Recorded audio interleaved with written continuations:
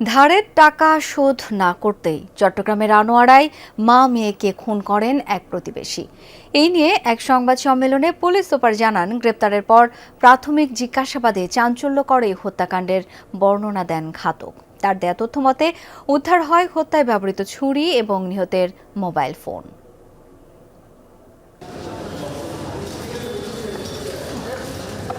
মা মেয়েকে হত্যার পর আনোয়ারার নিজ বাড়ি ছেড়ে পালিয়ে যান তেজপ্রিয় বড়ুয়া রিমন। প্রযুক্তির সহায়তা গতিবিধি পর্যবেক্ষণ করে ঘটনার ২৪ ঘন্টার মাথায় সেখান থেকে তাকে গ্রেপ্তার করে পুলিশ।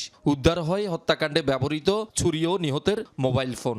গৃহবধূ অ্যানি বড়ুয়া উনি কিন্তু বেঁচে ছিলেন এবং একজন কিন্তু এখানে একটা ভিডিও ধারণ করেছিলেন। তখন ওই সময় সে অস্পষ্ট আকারে একটা নাম বলেছিল, যেটা হয়তো আমরা বুঝতে পারতেছিলাম না, তখন তাদের হচ্ছে লোকাল ল্যাঙ্গুয়েজে আসলে বুঝতে পারতেছিলাম, কিন্তু ওইখানকার লোকজন যারা ওইখানে প্রত্যক্ষদর্শী ছিল তারা ওইটা কিন্তু বুঝতে পারছে, মানে ইঙ্গিতটা করছিল ওইদিকে। গ্রেপ্তার রিমন হলেন সুজন বড়ুয়ার চাচাতো ভাই। পাশাপাশি ঘর অটোরিকশা কেনার জন্য সুজনের কাছ থেকে ১,৭০,০০০ টাকা ধার নেয় রিমন। শর্ত ছিল প্রতি মাসে কিস্তিতে পরিশোধ করবে।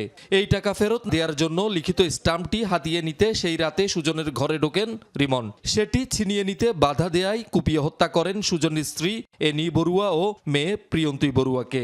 জখম হন ৫ বছরের ছেলে পিয়াস। টাকাটা যেন না দেওয়া লাগে সেই জন্য তার কাছে যে স্ট্যাম্প আছে এই স্ট্যাম্পটা সে নিয়ে আসবে, কিন্তু স্ট্যাম্প নিতে গিয়েই আসলে যখন সে চিৎকার করে এর মধ্যে সে যেহেতু চাকুটা নিয়ে গেছিলো সাথে, হয়তো উদ্দেশ্য ছিল মেরে ফেলা, সে যদিও বলতেছে আমার মেরে ফেলার উদ্দেশ্য ছিল না, ভয় দেখানোর উদ্দেশ্য ছিল, কিন্তু এর মধ্যে ঘটনাটা ঘটাই ফেলে। এখন মেয়েটা আসে, মেয়েটাকেও একইভাবে চাকু মারে।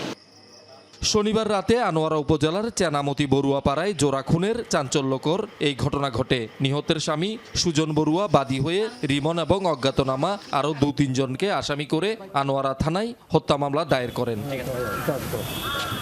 শহীদুল সুমন, যমুনা নিউজ, চট্টগ্রাম।